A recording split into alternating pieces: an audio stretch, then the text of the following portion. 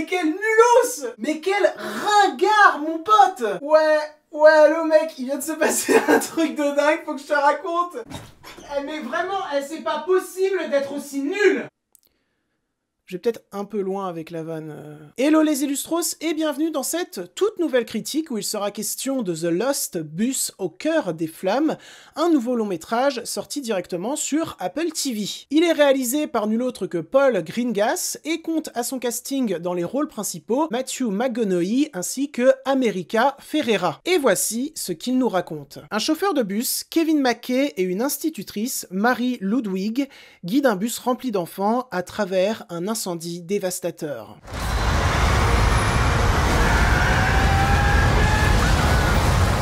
Pour être tout à fait honnête avec vous d'entrée de jeu, je ne savais absolument pas que ce long métrage sortait sur Apple TV. Mais certains d'entre vous l'ont vu et ont encouragé beaucoup de gens à le regarder, donc je me suis dit, je vais le regarder, parce que je suis curieux, parce que j'aime le cinéma.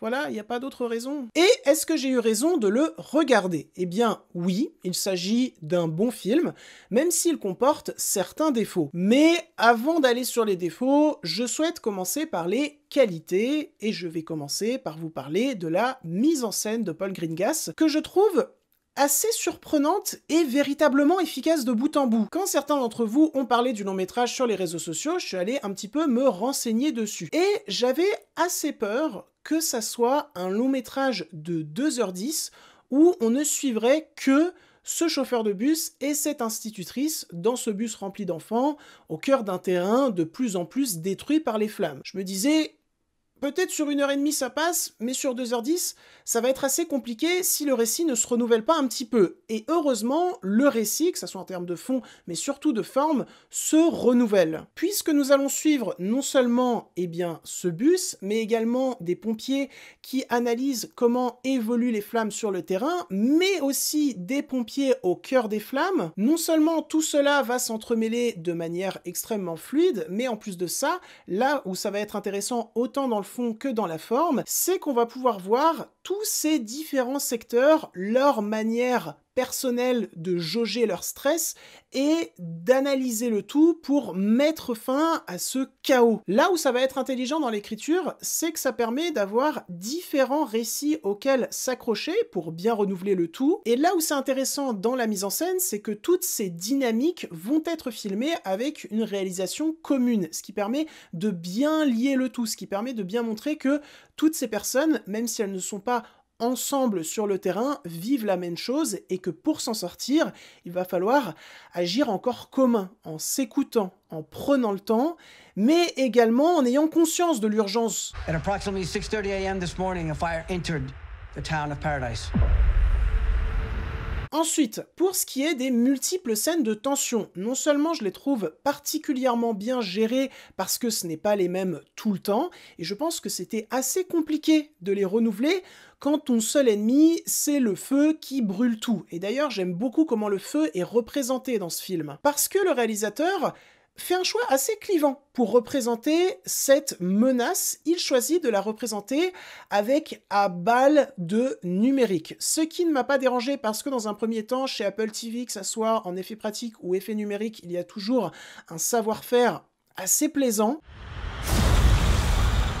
Et deuxièmement, parce que dans la manière dont il filme ces flammes et leur évolution, que ça soit dans le cadre ou la façon de bouger la caméra, il y a quelque chose de presque irrationnel, fantastique, presque, honnêtement, à la Evil Dead. C'est-à-dire que dans Evil Dead, pour ceux ou celles qui ont vu la saga, il y a le mal, et le mal est filmé d'une certaine manière, avec cette caméra qui ne cesse d'avancer dans les bois sans avoir d'obstacle. Et bien là, pour filmer les flammes, c'est exactement ça. Je me demande si le réalisateur ne s'est pas un peu inspiré de Evil Dead, parce que dans la manière de faire évoluer son cadre, de bouger la caméra, c'est extrêmement ressemblant et je trouve que ça a sa place. Ce gigantesque feu qui est en vérité une métaphore alliée au personnage interprété par Matthew McConaughey, ce personnage qui, en début de long métrage, voit toute sa vie partir à volo.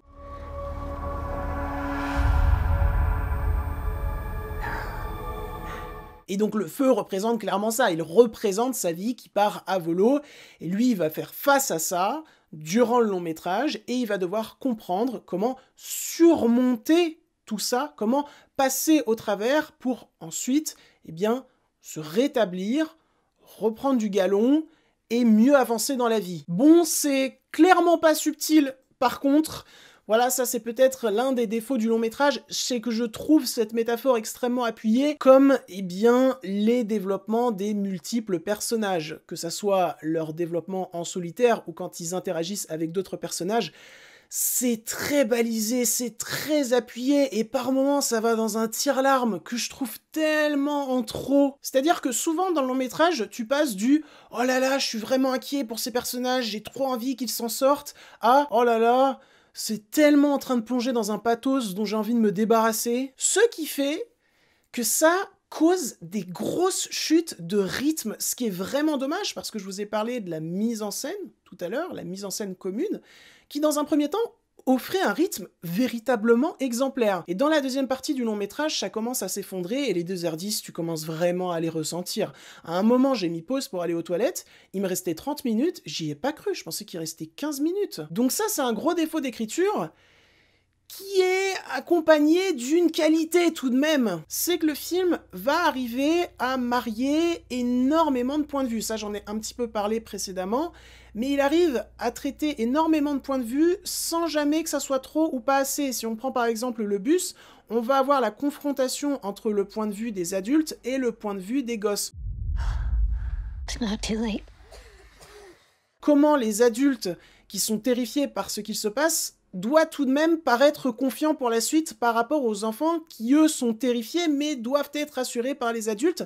C'est très intéressant, ça crée des dynamiques qui sont fortes et ça crée de la tension en plus. Mais à côté de ça, on y revient, tu as le côté très américain, très pathos, très appuyé, ce qui fait que là où je m'attachais au personnage dans la première partie, et bah dans la deuxième, de moins en moins. Donc ça en fait un film qui est assez schizophrène, et tout ce problème qui est quand même extrêmement conséquent dans l'œuvre, eh bien, l'empêche d'être excellente, alors qu'elle partait très bien, et c'est dommage. Reste de très bonnes scènes de tension, reste un numérique que je trouve vraiment pertinent, et des performances d'acteurs et d'actrices véritablement saisissantes. Notamment Matthew McConaughey qui arrive à créer un côté too much, mais en même temps bien plus délicat, ça crée un mariage, ça crée une nuance que j'aime véritablement bien. Donc voilà, je pense en avoir terminé sur The Lost Bus au cœur des flammes, qui est ce que j'appellerais un petit bon film catastrophe, un petit bon film de tension. Voilà. Après, je pense, vu l'ampleur de certains cadres, et vu le grand spectacle que le long métrage nous offre par certains instants, que ça aurait gagné à être vu en salle. Voilà, je comprends pas trop pourquoi ils l'ont pas sorti en salle, sachant que F1 ils l'ont sorti en salle. Après, F1, c'était avec Brad Pitt, il est peut-être beaucoup plus bankable que Matthew McConaughey, non, c'est même sûr. Non, en vrai, je comprends, mais ça reste dommage. Et donc voilà, c'en est tout pour cette critique de The Lost Bus au cœur des flammes. J'espère qu'elle vous aura plu, intéressé et diverti. Si c'est le cas, n'hésitez pas à la liker, commenter, partager, et n'oubliez pas de vous abonner à la chaîne, ça fait très plaisir. Tous mes réseaux sont en description, n'hésitez pas à aller me suivre dessus, car je suis très présent, notamment sur Letterboxd. Suivez-moi sur Letterboxd, pitié. Maintenant, je m'en vais côtoyer d'autres univers. Aujourd'hui, j'aurais dû être à l'avant-première de Frankenstein au Grand Rex, et finalement, je ne peux pas y aller. La vie est ainsi faite. Il faut la prendre juste... Bref, je m'en vais côtoyer d'autres univers, et je vous dis salut!